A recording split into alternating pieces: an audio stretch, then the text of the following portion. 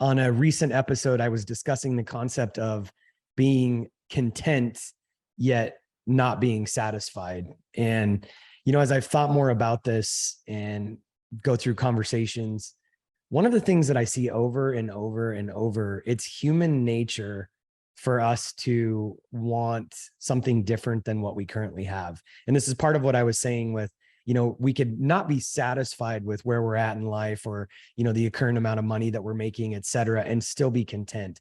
But one of the things that I see not only myself wrestling with, but so many people that I get into conversations with is that we're always looking for something better. We have a good business, yet we don't want to work as much as we're working. We're working 40 or 50 or 60 hours a week in our business.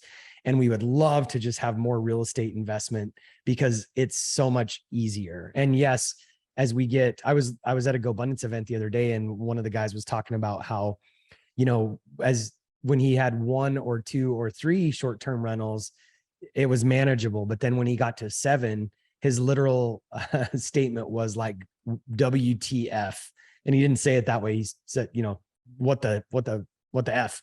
And it's just such a valid point, because we think that real estate is so easy. And I've said this so many times, real estate is like employees. Like 1 to 10 is really challenging, and 1 to 3 might be somewhat easy because you're excited, you're just getting going and you can kind of handle it. But once you start getting past that, like 3 to 10, it's really, really challenging.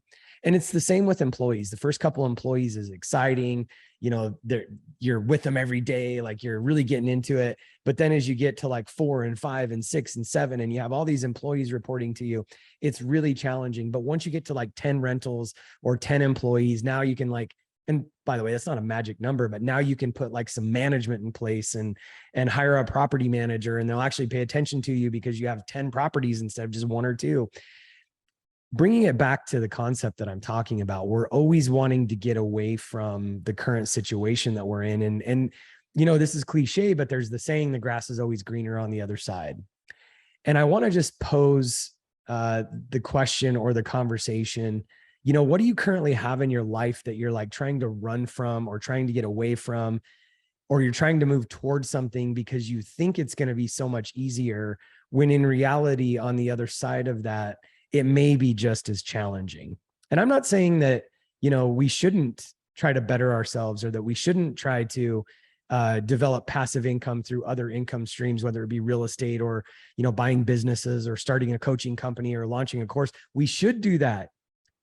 But also, I think so many times we're deceived in the fact that we think the grass is always going to be greener on the other side. And I found a Harvard Business article a while back, and it was talking about, it was called the 10th commandment in the world of business. And what's interesting is it's like, Exodus 20:17 says, you shall not covet your neighbor's house.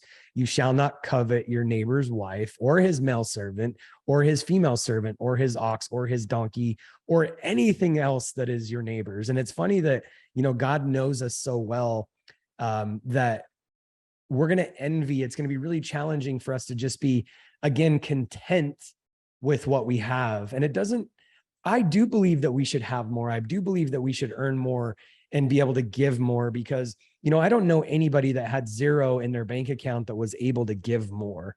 But if you've got an extra 100K or $1 million or whatever sitting, the most giving people that I know are very, very successful people.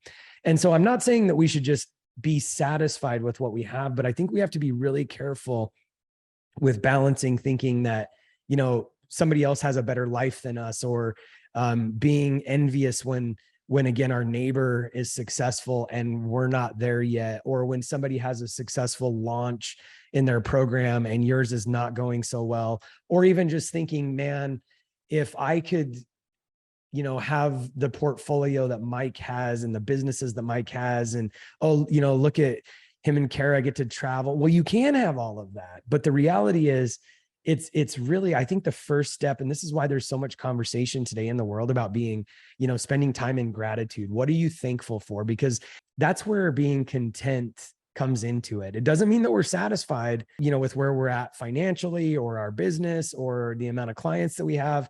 It doesn't have to be that way. But what it does mean is that we're content and we're gracious.